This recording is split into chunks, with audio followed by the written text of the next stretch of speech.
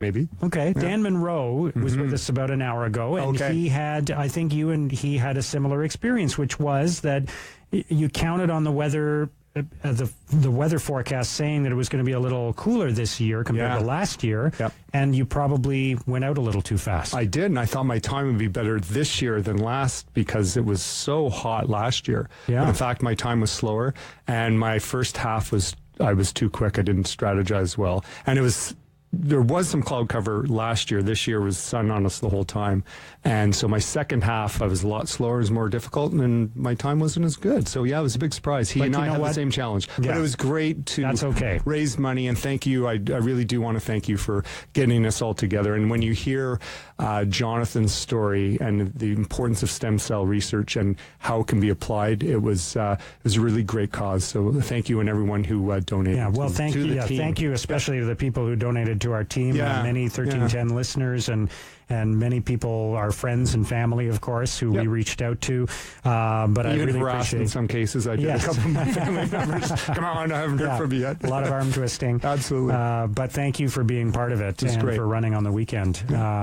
And that's such a fantastic event. It really is. 43,000 participants. I think something like $300,000 was raised for the Ottawa Hospital. Fantastic. And $800 and something thousand for charities in total. Yeah, more money this year than last year, even though there was fewer people running this year than last year, which was good. That's a good trend. Yeah, it's really remarkable. And I saw my next door neighbor, who I grew up with, my next door neighbor growing up with, who did the half. I haven't seen her in years. She lives in Toronto, and I'm staggering after the finish line, and I hear Paul. I look around, there's Wendy Paulo, my next door neighbor growing up, and she'd run. So it brings people together too. So growing up near St. Basil's Church? Absolutely, on Rex Avenue. Yeah. And there was Wendy Paulo, and it was great. So you see people, you meet people, and the great thing is it's a real community. After the run, I talked to so many people from all over the place. It was a great event. Yeah, very cool. And Sherilyn, did you have people running in Ottawa Race Weekend? I didn't race in Ottawa Race Weekend. I did the Manotick Miler a couple of weeks ago. Okay, because I knew you mentioned that you were going to be doing that. And I'm thinking about doing the half marathon for the Army run, but I haven't signed up yet because I'm not 100% committed yet. It's good to think about. Yeah, but everybody has somebody in their life who is at Ottawa Race Weekend one way or another, volunteering. Yeah. Working, supporting the runners. I mean, let's not forget them. We talk about the runners and the fundraisers and even the spectators, but there are people who go out there, and they're out a lot longer than the runners in many cases, handing out water and just making sure everybody stays on course. The medical teams that are out there, big part of the event. They keep us upright. Yes, absolutely. All right, let's get to today's topics. And I want to talk about this issue of grade-separated crossings. How important is it to have grade-separated crossings at intersections between railways and roads? Is it A, we should put safety first and separate as many crossings as possible? B, we should only do it at crossings with a significant amount of traffic? Or C, it's an expensive solution to a relatively small problem, and we don't have them at major vehicle intersections? Because ultimately, we're talking about a $430 million solution here, and I think it's worth asking whether that's warranted. Sherilyn, what do you think? So, on the day of the OC Transpo accident, I was sitting at Woodruff and Fallowfield in my car when it happened. Wow. So I remember that day very clearly. And, I was 1 degree of separation from 2 of the victims of that. Event. So, I really feel for the families that were impacted in that. But I think, the solution that's being proposed, they're using a sledgehammer to crack an acorn there, really. I mean, it's a lot of money, and the intersections that they're talking about are not fraught with accidents as far as, we hear. And, yes, it was a terrible accident and a tragedy for our community, but it was a freak accident, and what's to be gained by spending all this money on these overpasses or underpasses? Yeah, and it's not necessarily about saving that money, but it's about where else it could be invested. Yes, I think is an important part of this equation. It's a lot of money. Mark, I remember, like we all do, the event, and I also remember the aftermath. And if you recall, like a year after, there was a controversy again around the same marking, and it was around the crossing, and it was around the gates not opening, and Right. and Via was chastised for that. In fact, it led to the firing of the head of Via Rail. And I remember John Baird, coming out very vehemently at the time, saying that the head of Via had to go, replace the president at the time. So if you unpack this, there's a lot here. First of all, when you look at what happened at the day of, there was driver error. There was problems around the video feed not being appropriate. The driver apparently was going within the vehicle. Yeah, the double-decker bus with the video screen to tell you what's happening on the second floor. And not really in a proper place. Yeah. Apparently he was going faster than he should have. There was all sorts of human error involved. And then after it happened, there was also problems with with Via itself being able to deal with the gates and the manipulation of the gates. So there's all sorts of human error. That to say, I think what needs to happen, and we need to look at where is rail transportation going. We now also have a debate around upgrading our rail transport, which would be great. I mean, it's really bizarre. When you go to Europe, there's like incredible rail. It's fantastic. And we often sell them the best of rail transport. But you come here and, people feel like you're in Dr. Zhivago or something when you're taking Via Rail. God bless Via Rail. I use it when I can. Yeah. So that needs to be put in context. And finally, what about light rail and what's going to be happening? Then we can take a look at putting safety first. And I think grading needs to be looked at. But I am sensitive to the opportunity costs that you're talking about. If we're talking about $500 million, and if it doesn't come from the city, that's true. But let's be honest, we know, and I know how this works. When you go to the feds for projects, be it for water treatment, be it for roads, be it for other projects, they look at the list for cities. Yeah. And they also point out that you get the gas tax. So let's not fool ourselves that this has got to be put in context. $500 million, or whatever they're going to be asking for, is going to be an opportunity cost for something else. So yeah, if we go to the federal government and say, and even if they agree to put $150 million in, or $200 million, even if they agreed to pay the whole thing, that's money they would not put into something else in this city. So you have to contextualize. Yeah. And then finally, look, this is about also the responsibility that the feds have, and orders of government, and I say orders, not levels, because I think every order of government is important. They impose this upon the city to do, right? So this was something that came out of the horrible accident that happened, and there was a requirement, reg statute-wise, for us to look at this. That's been done. Now it's going to be in the hands of council. I hope some sober thought is going into this about where we're going with rail, where we're going with, obviously, how this affects light rail, and then come up with some ideas that make sense. And what you articulated there, what you itemized, are a series of improvements that could be made that might prevent many of... Look, this is already a rare event. Yes. We know that there are thousands of crossings that happen every week at these 6 intersections, 5 intersections. Yep. And this only has happened once in the last, 20 Living years. memory. In the last 20 years, it's happened once out of thousands of crossings. The steps that you talked about, the screens, the speed limit... Maybe some things with the signaling. It strikes me that there are a few $1 million worth of improvements there that could reduce the likelihood even further of something that was already an unlikely event. Absolutely. Without spending the $430 million. And then, I wonder, I think we have this strange psychology about accidents and events sometimes, because when a bus collides with a train, there's an inquiry, there's an inquest, there are all these recommendations. When 2 cars collide with each other at the corner of Carling and Bronson, it's really, okay, well, that happens, and let's get that cleared up and moved out of the way, and let's move on. And nobody says we should have grade separation at Carling and Bronson. Nobody says we should have grade separation at Hunt Club and Riverside, which is supposed to be the most... They may aggregate numbers and look at it overall and say there needs to be some changes there. But no, it's a very different reaction. And one final thing is on freight trains. That's the one that has... I remember being in Parliament and the disasters, beyond Lake Megantic, which was the big one. There's many others that happen, and that needs to be looked at as well, freight trains. So you have to contextualize this, look at risk assessment, look at investment, look at opportunity costs and do it in wide angle lens. Yeah. All right, we'll take a quick break. We have lots more to talk about, including O Canada and Carla Homolka and more coming up on the Power Lunch. Ottawa Today with Mark Sutcliffe returns on 1310 News and Rogers TV right after this. Play 4 games of bingo from the comfort of your own home each Monday at 7 p.m. for your chance to win money from our $2,000 regular bingo or $5,000 super bingo night. Kiwanis TV Bingo, Mondays at 7 p.m. on Rogers TV. Looking for mouth-watering inspirations for your next gathering? Ottawa's own Margaret Dickinson has what you need. Picture-perfect entertaining on Margaret's Table, Tuesdays at 7. Was that 4 or 5? He's lost count and still thinks he can drive. Do you think he knows that when he is caught and charged with impaired driving, he'll lose his license and a lot more? If he gets in his car, he'll face costs exceeding $20,000. Does he realize he could have a criminal record for his choice to drive? And it could be much worse if he crashes. Wonder what he'll be thinking tomorrow. Have a Holden one at 15. Visit ArriveAlive.org to find out more.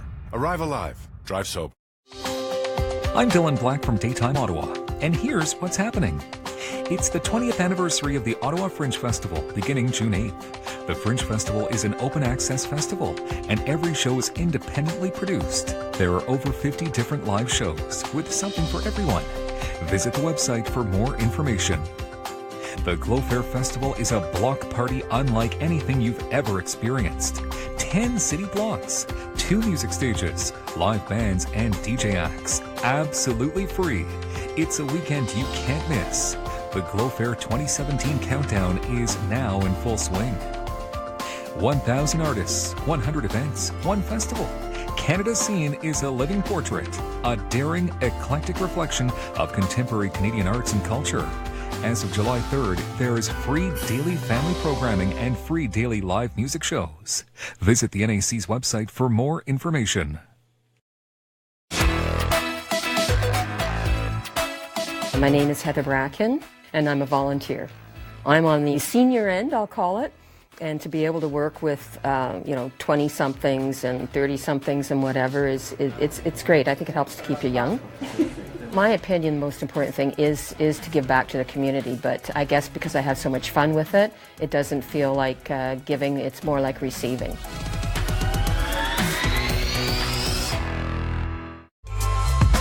Celebrate Ottawa is a collection of stories for, by, and about the people, places, and rich history that make Ottawa such a vibrant place to call home. Tune in Sunday evenings at 7:30. Discover some of our city's most interesting buildings during Doors Open Ottawa and drop by Rogers TV for an up-close look at our studios and see how local television is produced. We're open Saturday, June 3rd from 10 to 4.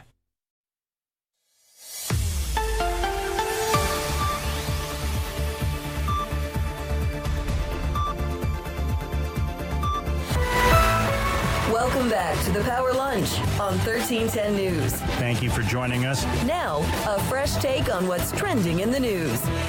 Our guests on the Power Lunch today, once again, Sherilyn Starkey, president of Thornley Fallis, and Paul Dewar, the former member of Parliament for Ottawa Centre. Let's talk about Carla Homolka. What is the most important consideration regarding whether or not she should be allowed to volunteer at a school in Montreal? A, her rights as a parent of children at the school. B, her violent criminal record. C, the likelihood of her causing harm to children in the future. D, respect for the other parents at the school. Or E, respect for the families of her victims. Paul? I was thinking about this before when we got the subjects for the day. And I, back when things were happening and this horrible event, I used to just turn my radio off. Because we knew what happened, and it was so horrible, and I thought the French family and the victims, and it was hard to watch and hard to listen to. I just turned it off. I blocked it out. It was too horrific, right? And this is before I had kids, and it's just I think of the families. That said, the law is the law. You can't change that, right? But what I prefer is we actually don't give this a lot of notice. And I know it's difficult because in the media, you want it's a story.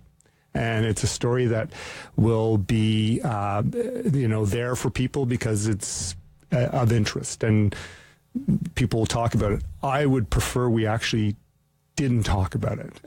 Not to deny it. There has to be, there's the rights of people, and we have to decide where those lines are. But clearly, the law is the law, and once you're out, you have certain rights available to you. So my focus is think about the families, the victims. And every time they hear this story, are they re-victimized? I think they are. And so my preference was, let's not even talk about this. Now, that's not a healthy way of dealing with things, perhaps, but it's the way I've been dealing with it. Yeah. Sherilyn, what do you think? So, well, it's her criminal record is the key thing. But for me, I think that if the administrators of that school had phoned me and asked me for my advice on how would this play for them in the media, I think I would advise them against letting this mother volunteer. I mean, it was reputational suicide for the school, really, to have their brand raised in this context, and it made them feel a little bit tone deaf towards the family of the victims as well. How did we find out about this, though? I'm curious.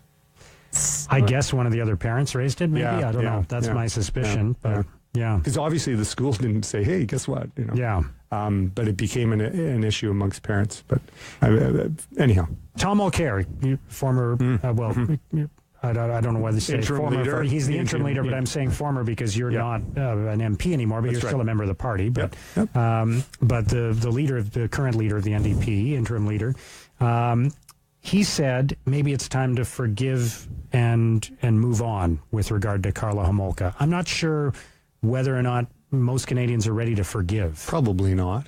I haven't heard that, and I don't know is this a recent comment? Yeah, and just in response to all of this in the last 24 hours. Okay. Yeah. I don't know the context. I think most people aren't ready to. I would imagine if you did a poll, most people would say no because of the horrific crimes. But what most people feel was insufficient punishment too. Well, right? Yes, I mean there was a plea bargain and how this was done. Absolutely. So I'm not sure that people are ready to forgive. No. Yeah.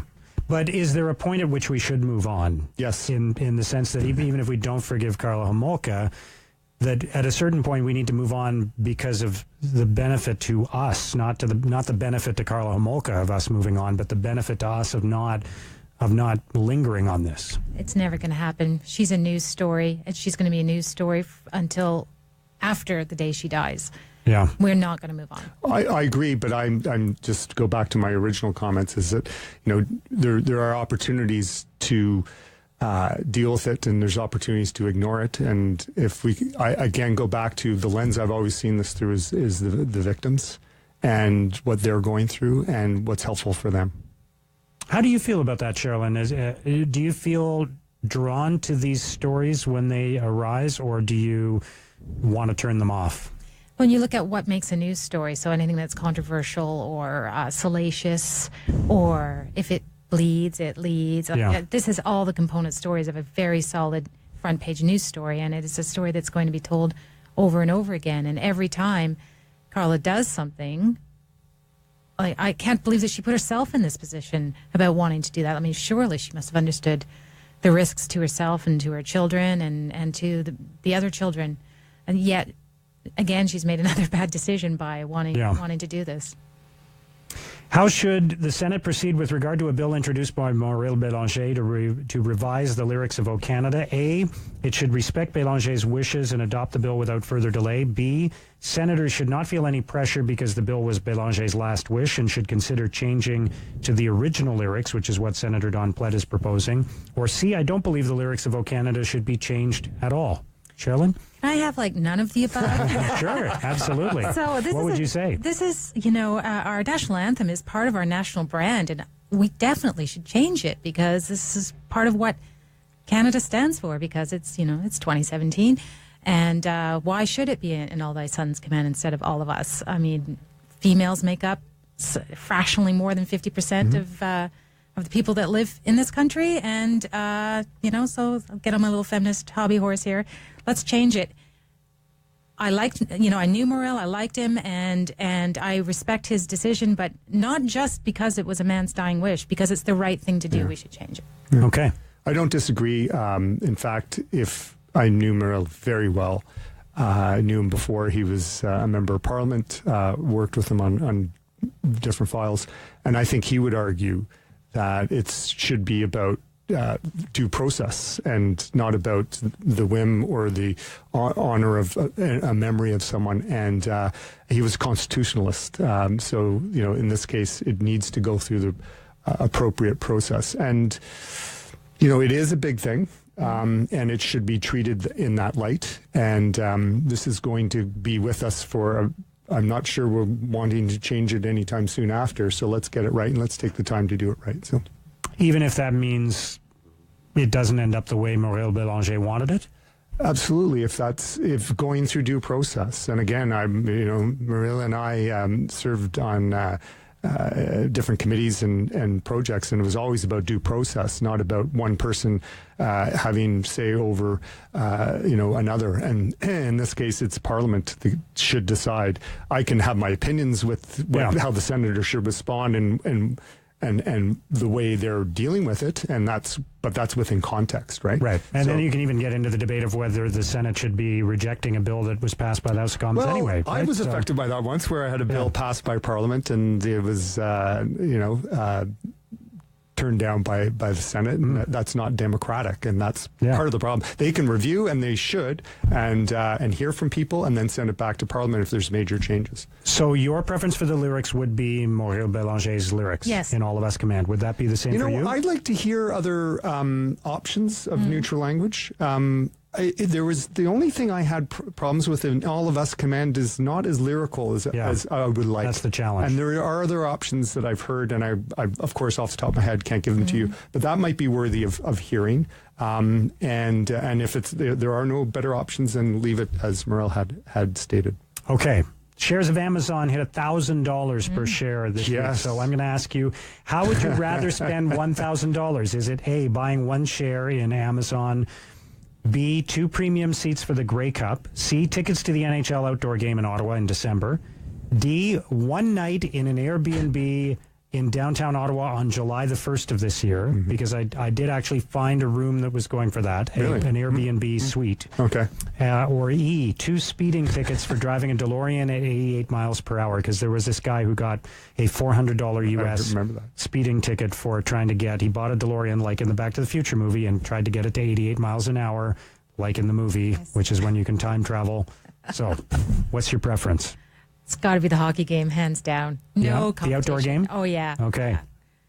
I have season tickets to the Red Blacks. I live in Ottawa. I'm really not that interested in going back to the future. No, it's the outdoor hockey game for sure. Absolutely. No competition. No question at all. Yeah. I might take the share in Amazon, actually. But because after the hockey game's over, I'll still have that share, and you'll have just had a great experience. What are the expectations of it going higher? And what I didn't realize is how big Amazon is.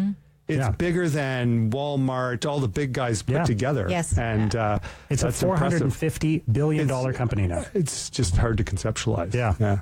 But do you think it's going to go up further? That's the question. Good question. Who knows? Anyhow. All right, Paul, Sherilyn, thank you. Thank you so much. Paul Dewar and Sherilyn Starkey on the Power Lunch. Still ahead, we're going to talk about the big science stories. We'll talk more about Carla Homolka and also grade separation at rail crossings. The Power Lunch with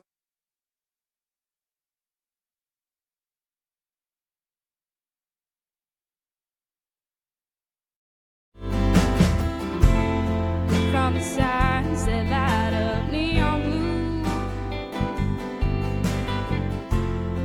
from the homeless man without his shoes. Don't make me wait, don't make me wait, don't make me wait for you. The Red Cross is responding to extensive flooding in Quebec, Eastern Ontario, and New Brunswick. Many Canadians have been forced from their homes and lost everything. You can help.